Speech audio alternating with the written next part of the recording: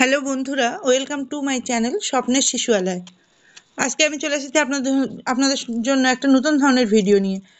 এই যে অঙ্গনারী দিদিরা ফোনের জন্য 10,000 টাকা পেতে চলেছেন নিম্নের শর্ত অনুযায়ী। এই 10,000 টাকা কি অঙ্গনারী কর্মীদের জন্য খুশির খবর, নাকি তাদের মধ্যে আরও হতাশা, আরও চিন্তা যোগ হলো? তারা কি খুশি হলো, নাকি তারা আরও চাপে পড়লো? দেখে নিন এই ভিডিওতে। এখানে শর্ত অনুযায়ী প্রথম শর্ত হচ্ছে কি, 10,000 টাকা পাওয়ার পর অঙ্গনওয়াড়ি ওয়ার্কার দিদিরা স্মার্টফোন কিনবেন এবং তার বিল কিন্তু আপনাদের আইসিডিএস অফিসে জমা দিতে হবে। 2, 10,000 টাকার বেশি দামের ফোন কিনলে বাকি টাকা কিন্তু নিজেকেই বহন করতে হবে। সরকার থেকে কিন্তু ওই 10,000 টাকাই বরাদ্দ, তার বেশি কিন্তু আপনি পাবেন না। 3, ট্রান্সফার নিলে বা চাকরি ছেড়ে দিলে বা প্রমোশন হলে বা মারা গেলে সেই ফোন কিন্তু অফিসে ফেরত দিতে হবে। যদি ফেরত না দেন তাহলে কিন্তু টার্মিনাল বেনিফিট পাবেন না। 10,000 টাকার কম দামে ফোন কিনলে যদি কোনো টাকা বাঁচে সেক্ষেত্রে আপনি হেডফোন কিনতে পারেন। 5, বিলটা কিন্তু অবশ্যই রেজিস্টার দোকানের হতে হবে, হাতে লেখা কিন্তু কোনো বিল চলবে না। আর 6, ঝামেলা এড়াতে চেষ্টা করবেন 10,000 টাকার মধ্যে ফোন কেনার চেষ্টা করবেন এবং সেই রেজিস্টার বিল আপনি অফিসে জমা করবেন। 7, ফোন কেনার ডেট যেন টাকা পাওয়ার পরে হয়, আগের ডেট হলে হবে না। সুতরাং এতগুলো শর্ত মেনে কিন্তু আপনাকে সরকারের বরাদ্দ 10,000 টাকা আপনাকে নিতে হবে ফোনের জন্য। কিন্তু এখন প্রশ্ন হলো, এই 10,000 টাকা ফোন দিয়ে কী হবে? যেখানে জরুরি 5G সাপোর্ট, 4Gতেও কাজ হয় না ঠিকঠাক, সেখানে 5G ফোনের সাপোর্টের দরকার, সেখানে 10,000 টাকায় কি 5G ফোন পাওয়া যাবে? যেখানে পোষণ অ্যাপের মধ্যে এত ভারী অ্যাপের কাজ করতে হয়, যেখানে registration, height, weight, home visit, mobile verification, face capture, attendance, Aadhaar link, ছবি ও ভিডিও, এত কিছু কাজ করতে হয়। এত কাজ করার জন্য আপনাদের কত ভালো ফোনের দরকার। এমনকি আমরা নিজেরাও যখন কাজ করেছি, অঙ্গনওয়াড়ি দিদিভাইরা যারা আগে কাজ করেছেন, তাদের যে ফোন ছিল সে ফোনে হচ্ছে না বলে তারা কিন্তু আবার পুনরায় তারা দামি ফোন কিনে কাজ করছেন।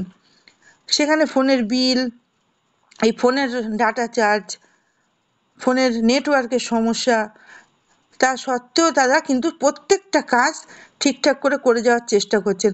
যেখানে সরকারকে এত কিছু, অঙ্গনওয়াড়ি কর্মীদের এত কিছু সরকারি দায়ভার বহন করতে হয়, নিম্ন স্তর থেকে সমস্ত খবর যেখানে তুলে দিতে হয়, সেক্ষেত্রে আইসিডিএস এর ক্ষেত্রে কেন এত বঞ্চনা? তাদের ক্ষেত্রে কেন এত শর্ত? যেখানে 11-এ পড়ছে শিক্ষার্থীরা, তাদেরকে 10,000 টাকা দেওয়া হচ্ছে ট্যাবের জন্য, সেখানে কোনো শর্ত নেই। যেখানে 11-এর শিশুদের না দিলেও কোনো সমস্যা নেই, সেখানে দেওয়া হচ্ছে 10,000 টাকা, সেখানে কোনো শর্ত নেই। সরকারি কর্মী যারা সরকারি ক্ষেত্রে, যেখানে বিভিন্ন দপ্তরে যে কাজ হয়, যেখানে ল্যাপটপ, ট্যাব, মোবাইল দেওয়া হচ্ছে দপ্তরে, বিভিন্ন দপ্তরে, সেখানে কোনো শর্ত নেই। তাহলে শর্ত কেন অঙ্গনওয়াড়ি দিদিদের জন্য? তারা এত কাজ করেও তাদের একটা সামান্য ফোন পাবে, তার জন্য যদি এত শর্ত হয়, তাহলে তারা কিভাবে কাজটা করবে? তাই প্রত্যেক দিদিভাইরা আপনারা সচেতন হন, আপনারা প্রত্যেকে এগিয়ে আসুন, প্রতিবাদ করুন। ফোন নিলে আপনাদের সুবিধা হবে না অসুবিধা হবে? আর ফোন কিনে না দিয়ে কেন টাকাটা হাতে দেওয়া হবে? এটা কিন্তু সবথেকে বড় প্রশ্ন। তারপর যখন ফোনটা যদি হারিয়ে যায়, সেক্ষেত্রে সে দায়ভার বহন করবে কে?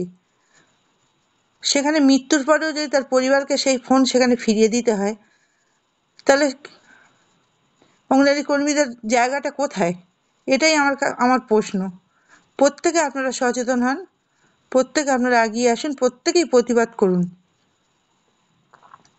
যেখানে সাম্মানিক, খুব যৎসামান্য, যেখানে কোনো দামই নেই অঙ্গনওয়াড়ি ওয়ার্কারদের, যেখানে তাদের যোগ্য সম্মানের তাদের দেওয়া হয় না, তাদের এত কম সাম্মানিকে তারা কাজ করে, সেখানে তাদের ক্ষেত্রেই এত শর্তের কথা সরকারের মনে পড়লো?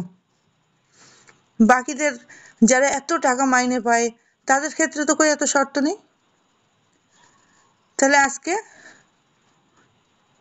প্রত্যেকে আপনারা ফোন নিয়ে খুশি হলেন, নাকি আপনারা চিন্তায় পড়লেন? কমেন্ট বক্সে অবশ্যই লিখে পাঠাবেন। তাহলে আজকে ভিডিওটি ছিল এই পর্যন্ত। ধন্যবাদ।